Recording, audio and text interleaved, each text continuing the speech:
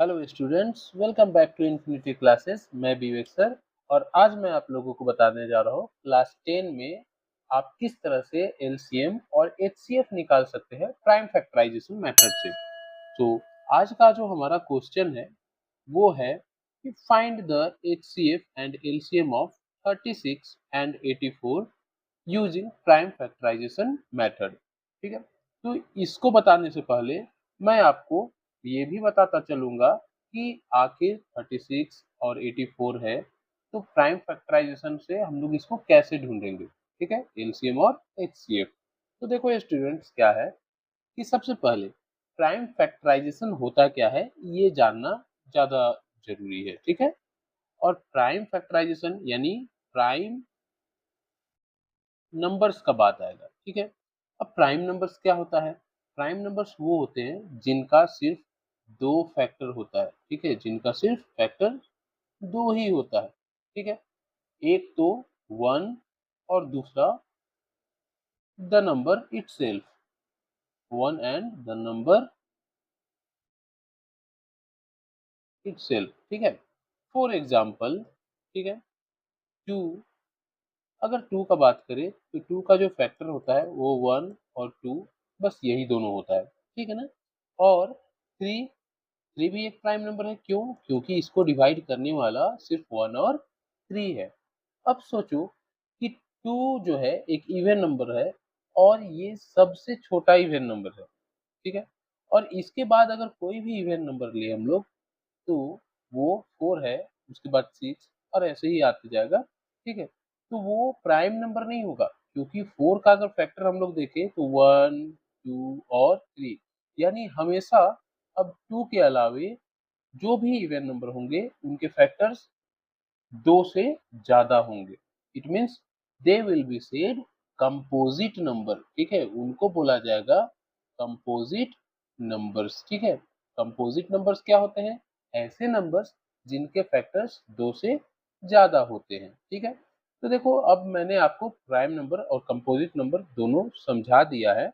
और prime factorisation क्या होता है मैं वो बताता हूँ। तो देखो प्राइम फैक्टराइजेशन क्या होता है कि ब्रेकिंग द नंबर्स और finding the factors in only primes. ठीक है, सिर्फ प्राइम नंबर्स में फैक्टर ढूंढना ही क्या होता है? प्राइम फैक्टराइजेशन होता है। ठीक है, यानी कि हम लोग जो डिवीजन रखेंगे, ठीक है, जो फैक्टर्स फाइंड करेंगे वो टू, थ्री, फाइव, सेवन, 11, 13, फिर 17, 19, ठीक है, उसके बाद 23, इसी तरह से एंड सो ऑन। इनसे ही हम लोगों को फैक्टर्स बनाना है। ठीक है, फैक्टर चेन जो होगा वो इसी से बनेगा। ठीक है, इस बात का ध्यान होना चाहिए। ठीक है, तो अब हम लोग आ जाते हैं अपने क्वेश्चन पे। ठीक है, और वो क्वेश्चन ये है कि find the prime factorisation, sorry, find the HCF and LCM of 36 and 84 by prime factorisation. तो फॉर दैट सबसे पहले हम लोग क्या करेंगे कि 36 को प्राइम फैक्टराइज करेंगे। तो उसके लिए क्योंकि 36 जो है वो एक इवन नंबर है, इसीलिए हम लोग सबसे पहले इसको 2 से डिवाइड करेंगे। यानी कि 2 वन जा 2, यानी 1 बच गया, 16 हुआ, 2 8 जा 16। Again 18 is a 18 is an even number, इसीलिए इसको हम लोग फिर से 2 से डिवाइड करेंगे। दैट इज 2 9 जा 18। अगेन 9 जो है वो 3 से फैक्टराइज हो जाएगा 3 टाइम में। ओके, अब देखो 84 को हम लोग फैक्टर फाइंड करते हैं इसका, यानी कि प्राइम फैक्टराइजेशन करेंगे इसका। तो 2 से 2 4 जा 8 और 2 2 जा 4।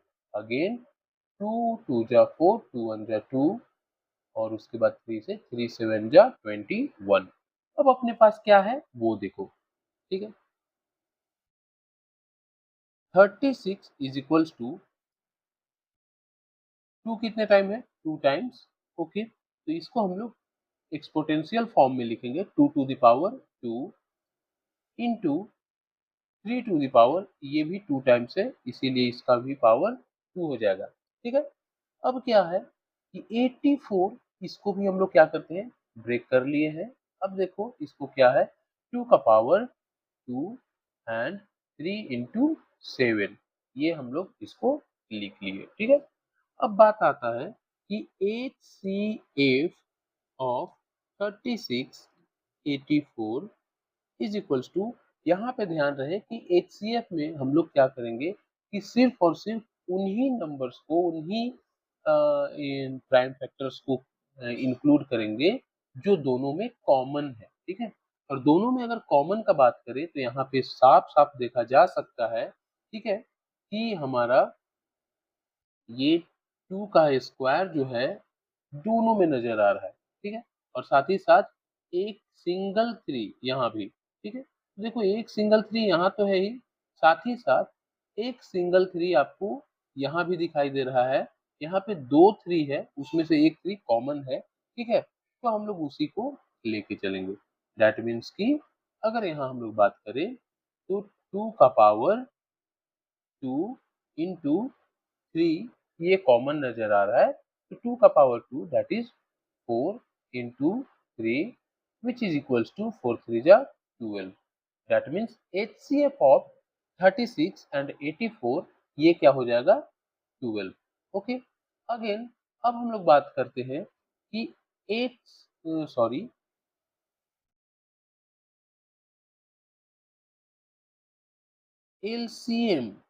LCM ऑफ 36 और 84, ये क्या हो जाएगा। तो उसके लिए याद रखना कि जब कभी भी हम लोगों को एलसीएम ढूंढना है तो वहां पे सिर्फ और सिर्फ हाईएस्ट पावर ही हम लोग इंक्लूड करेंगे, ठीक है।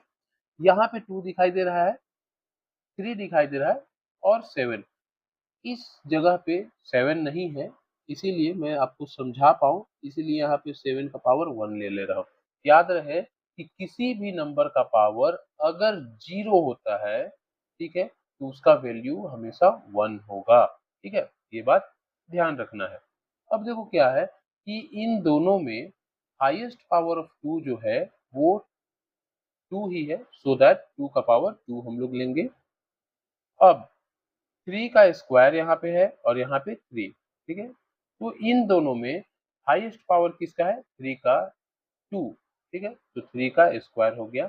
अब 7 का पावर 0 और 7 का पावर कुछ नहीं तो यहाँ पे 1 है, तो ऑब्वियसली 0 से 1 तो बड़ा है, सो दैट हम लोग यहाँ पे 7 सिर्फ इंक्लूड करेंगे। अब अगर हम लोग इसको ध्यान से देखें, ठीक है, तो यहाँ पे क्या देखने को मिलेगा हम लोगों को कि ये जो अपना 2 का स्क्वायर 4 हो गया, इंटू 3 का स्क्वायर 9 हो गया, इंटू 7, ठीक है। अब इन तीनों का हम लोगों को क्या करना है, प्रोडक्ट फाइंड करना है। ओके, तो जब हम लोग इसका प्रोडक्ट फाइंड करेंगे तो ये अपना कुछ इस तरह से हो गया कि 4 इंटू 9 7 जा 63, ये थोड़ा सा इजियर हो जाएगा क्योंकि छोटा कैलकुलेशन होगा।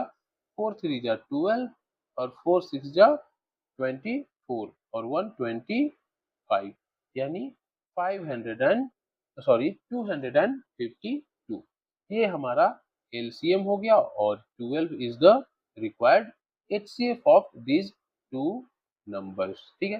तो देखो स्टूडेंट्स, इसी तरह के और भी वीडियोज के लिए क्लास 10, क्लास 8, क्लास 7, क्लास 11 और 12 के और भी वीडियोज के लिए आप हमारे चैनल इन्फिनिटी क्लासेस को सब्सक्राइब करो, अपने फ्रेंड्स रिलेटिव्स के साथ शेयर करो और लाइक करो। Thank you for today, your class is enough.